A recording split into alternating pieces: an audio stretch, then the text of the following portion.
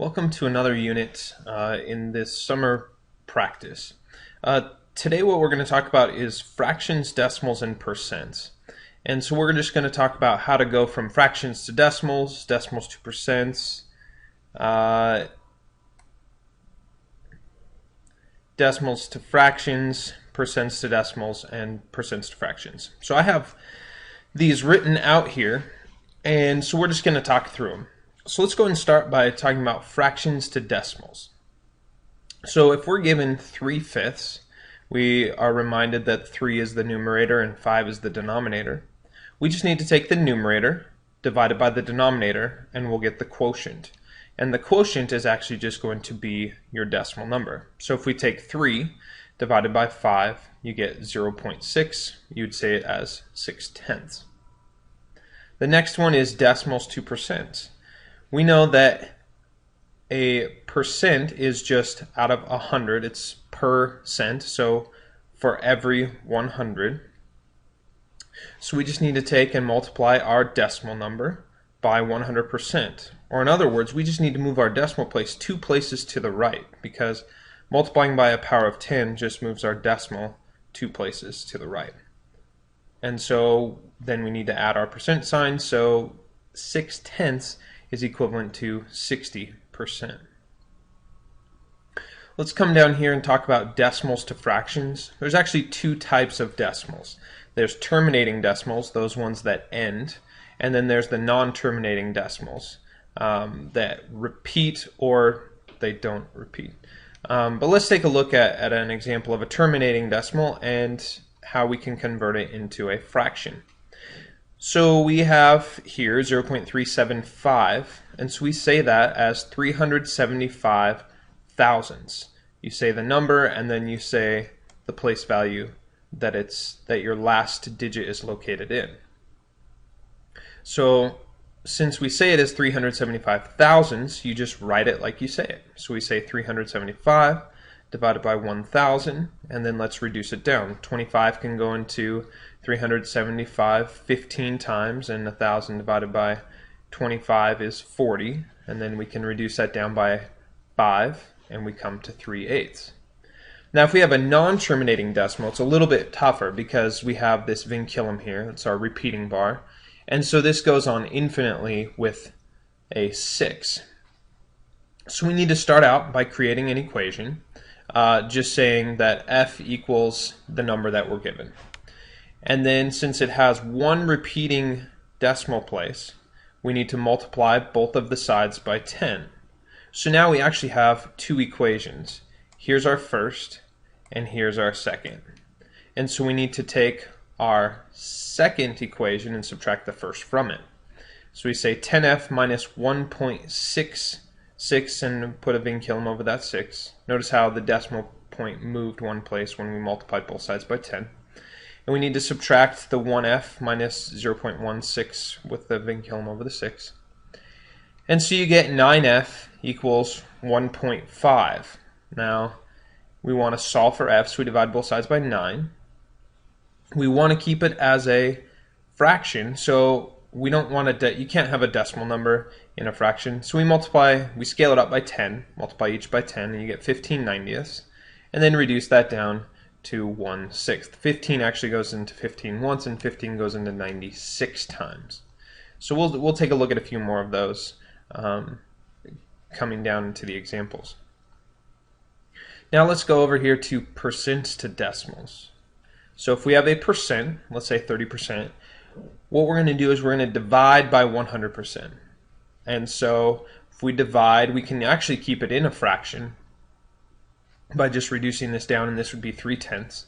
And then, or you could say 30 hundredths, which then is just 30 hundredths. Or you could divide by 100, and when you divide by 100, it will move your decimal place 2 places to the left. So it's kind of the opposite of what we did. It's kind of the opposite of what we did up here with the decimals to percents, where we moved it to the right. So here we're going to move it to the left because it's the opposite process. All right, now here in percents to fractions, we are going to take our percent, we're going to divide by 100% because we're taking it out of a percentage, and so then our percents cancel out, so we have 45 hundredths, we divide both by 5 and we get 9 20ths. Now here's a more complex one.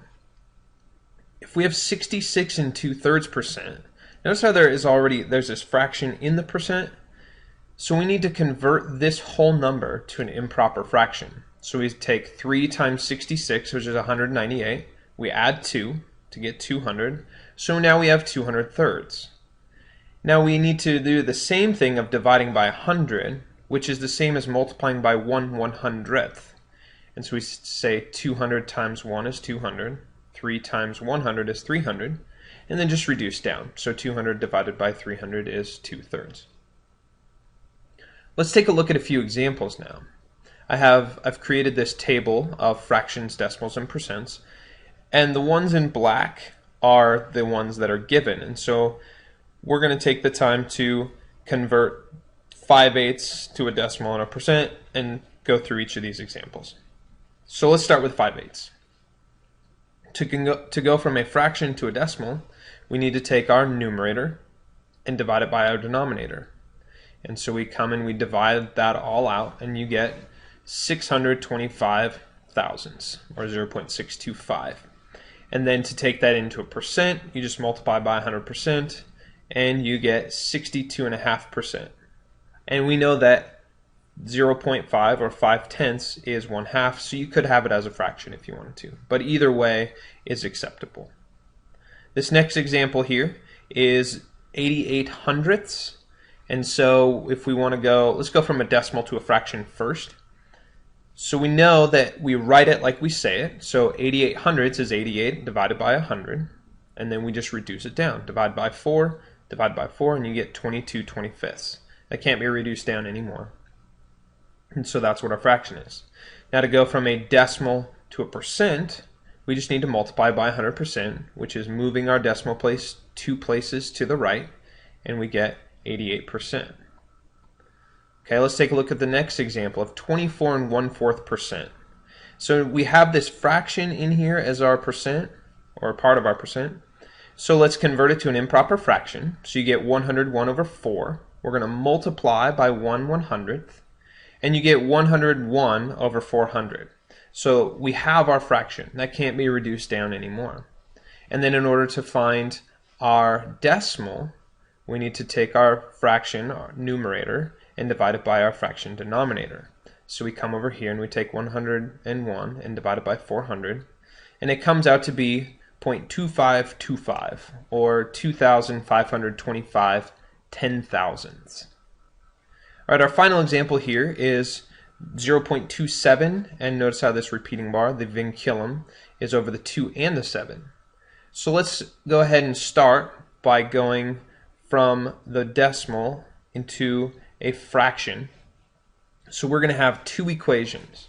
Our first equation, this 1f equals 0.27 with the vinculum, is just what's given. You put f equals that. Now since we have two repeating decimal places, we need to multiply both sides by 100.